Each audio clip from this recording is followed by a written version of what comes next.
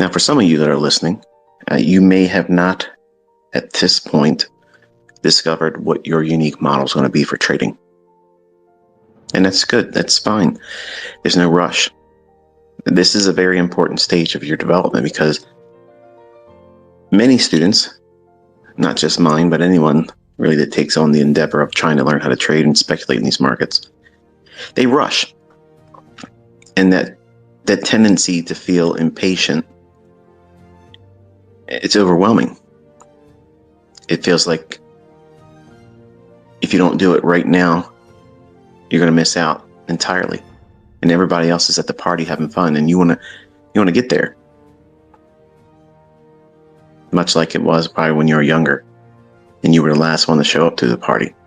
Your friends were waiting on you, and you would speed and run red lights and drive recklessly just to get there, just to find out that you really didn't miss anything yet.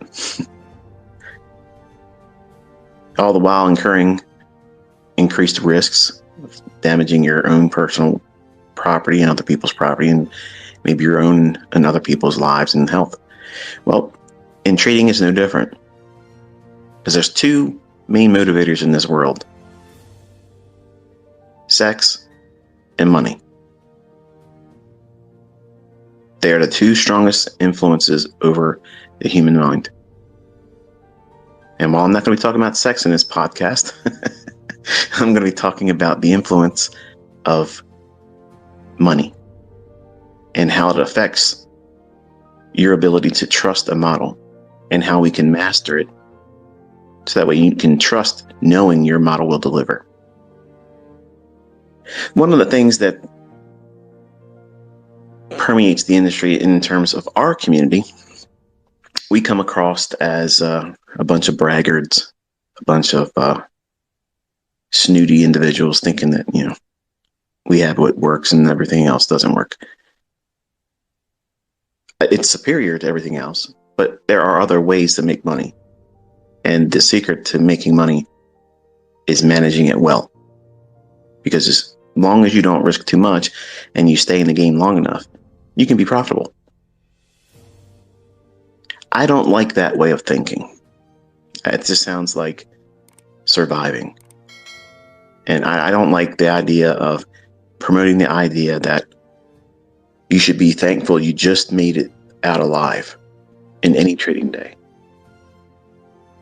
And for some of you, perhaps most of you, probably feel that's exactly what it feels like when you endure a trading session and you get out without blowing your account.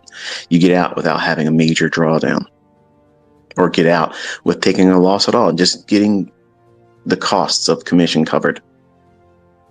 And you dodge that bullet. If you feel that way, if you apply what I'm going to talk about today, you'll be far less likely to feel that again. They're all normal things. They're all characteristics of a developing trader.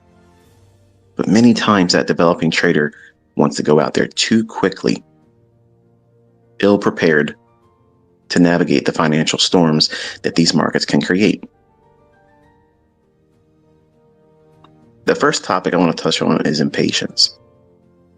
I kind of mentioned it briefly in the opening here, but I think that largely this is the biggest hurdle in front of every trader.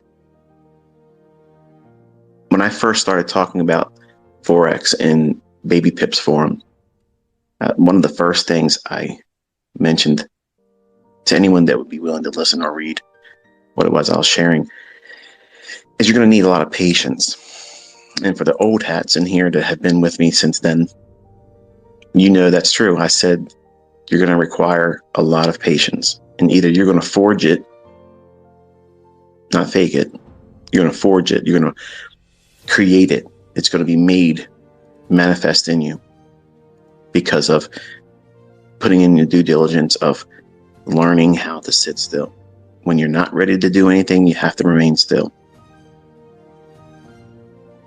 One of the things I found interesting living at the house I'm at now, we have little groups of deer that frequently come out and in the early morning and in the late evening, they'll come out. Sometimes they're 15, 20 strong. And they have these little ones that come with them. And whenever they see something, the smallest of them immediately drop down. You can't see them hardly. What are they doing? Remaining still. Why? Because they don't have the knowledge.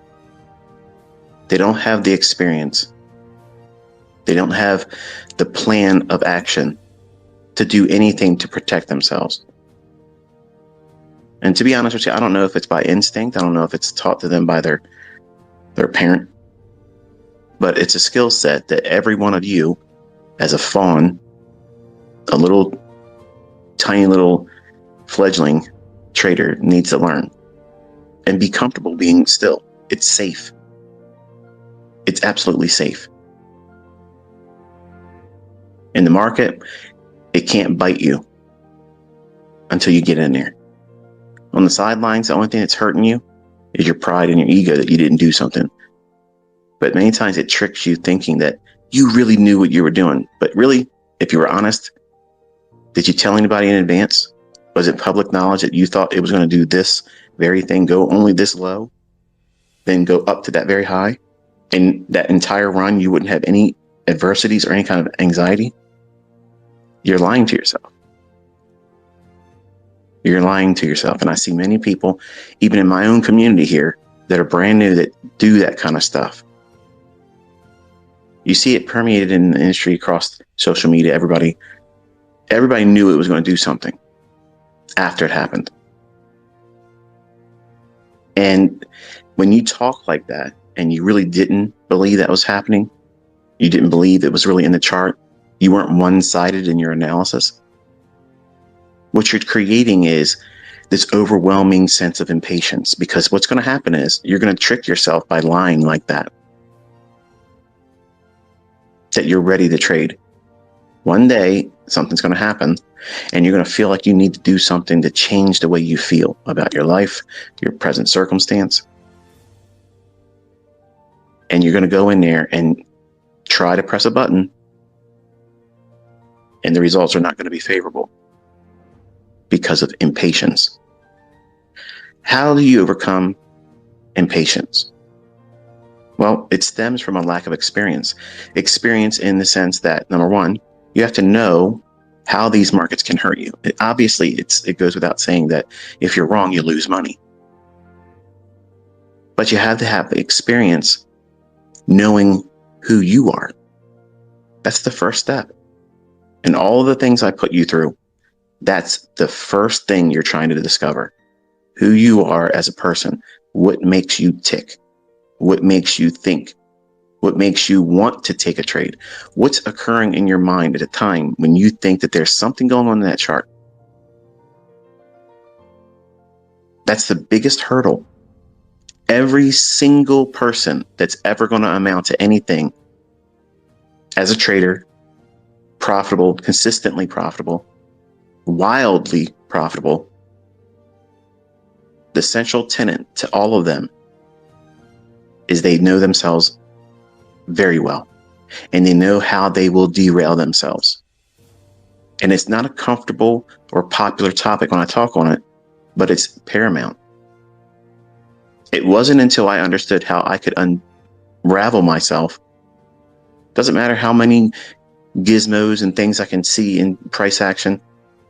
If I'm miswired, if I'm off center, like I feel now, which is why I'm doing these. If I do this, it kind of allows me to discharge instead of going into the market and trade. Yeah, I made pretty good yesterday trading, but I wish I wouldn't have done it. I'll say that again. I wish I would not have traded yesterday. I broke a rule yesterday. And while I left with something, the win doesn't outweigh the fact that I know that I did not follow my rules. And I feel guilty. I feel like my hands are dirty. And in some ways, part of this Twitter space or X space. What do we call it now? It's something of a confessional. I've been doing this for a long, long time, and I am a human being. I have emotions. I have a family, and my oldest boy has recently hurt himself, and I'm wrestling with a lot of different emotions. Fear. I'm anxious about him getting through the last stages of his healing. I'm angry at him for not wearing a helmet. And I went into the market yesterday and I wanted to do something. In fact, I told you yesterday, I want to do it, but I shouldn't. But I moved to the part of the house where nothing could distract me. And I gave the devil idle hands. And idle hands, well, you know what they say. They'll find trouble. And thankfully, it worked out in my favor yesterday, but I wish I wouldn't have done it. Now, as a mentor, as an educator, as a teacher, I want you to know that I'm prone to do those things. And you think that I'm a saint with patience. I'm one of the most impatient people. I have very, very, very, very small patience. But I have to work very hard to be patient as an educator. So when you wrestle with it, just know that it's not just you. I do too. Everyone else doesn't. Everybody says they don't are liars. It's liberating when you're honest. It's liberating when you come to terms with the fact that what makes you impatient is the very lack of experience, and the experience of knowing how you are going to think. How will you respond to that stimuli when you see that market move a particular way, fast up, fast down, or consolidated? One of the weirdest things you're going to encounter is you'll think when the market's being held in consolidation, you feel like you're going to know how it's going to break out. And you start anticipating, yeah, I think it's going to go up there. How do you know that? How do you know that? You just started. Do you have a journal, a track record of you trading with that idea, that insight, and it works? Or are you just thinking impulsively about what you may expect in price or what you would like to see, and you're projecting your will on price in a time of ignorance as a developing student? And I don't mean that to be derogatory. I mean in terms of the lack of your understanding, the lack of your ability. That is a state of ignorance, and everyone had that in the beginning. But you have to know that you have zero or very little experience when you first start. And the experience mostly is about knowing what you're going to do that causes you to react. I'll give you a couple of scenarios. If the market runs real quick, as soon as you sit down in front of the charts and you're expecting something to happen, or you join a community, or you're in a Discord channel, or you're among a number of other people that are sharing openly what their opinions are about the marketplace or one particular market, and you're watching it. If you're brand new, and I know this is going to feel like me kicking sand in a lot of faces of people that are trying to start communities or have a community, but I really want you to be honest, okay? And think about this and apply it to yourself. Even if whatever this community is, if it's free or if it's by pay wall, know what you're paying to be a part of it, you're actually conditioning yourself to be responsive to a collective mindset that may not be all that in tune with what really is going to happen in the marketplace. In layman's terms, you're hanging around in a mob and you're thinking only based on what the collective mob mentality is going to say about that market. And if you've never paid attention to it, just watch and see how the ones that come out openly and say, yeah, I think the market's going to go up. I think the market's going to go down. That's why I love going into the handful of live streamers I like watching. And this is the only reason why I like watching it. I want to see what their audience thinks about the marketplace. I want to see how the sentiment shifts in their chat window if they make it available. Or I want to hear how they themselves, the presenters, think. If they start talking very dogmatic about how they know it's going to go up there, it's just going to have to do this. And if I see a setup, I know I got a 99% likelihood I'm going to make money there. And that sounds arrogant. That sounds condescending. It sounds ignorant to say something like that to some of you, but it's the honest truth. I'm not watching other YouTubers to learn anything. I want to see what a retail trader's mindset is about the market at the very time I'm anticipating my algorithm to spool a specific direction. And that's it. Some of them are entertaining to watch. But if you're part of a community like that, or a Discord or Telegram or whatever it is that you're a part of, and you don't know how to trade, you don't have a model, you don't know what you're doing, the absolute worst thing you could ever do to stifle your proper development is to be part of a group of people that are going to inspire you to do things many times after the fact.